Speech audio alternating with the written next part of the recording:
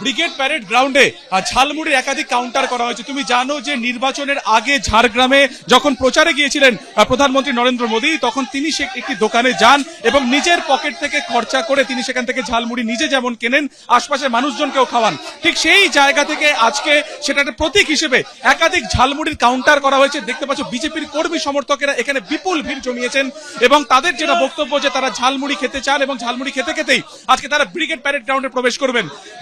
যে সমস্ত জিনিস থাকে ঝালমুড়ি তৈরির জন্য, দেখা যাচ্ছে যে চানাচুর, ছোলা সেদ্ধ, টমেটো কাটা, অন্যদিকে পেঁয়াজ কাটা, লেবু, লঙ্কা, তো সবকিছু মিলিত ভাবে এখানে তৈরি করা হচ্ছে, ঝালমুড়ি বানানো হচ্ছে।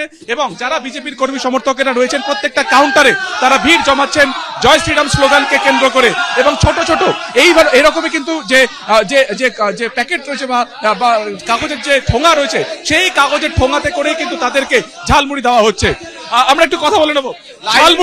ঝালমুড়ি খাওয়ার লাই, ঝালমুড়ি আমাদের মোদিজির জন্য ঝালমুড়ি আমরা ঝালমুড়ি খাবো, আর বিরোধী দলের জ্বলন হবে, ঝাল লাগবে তাদের।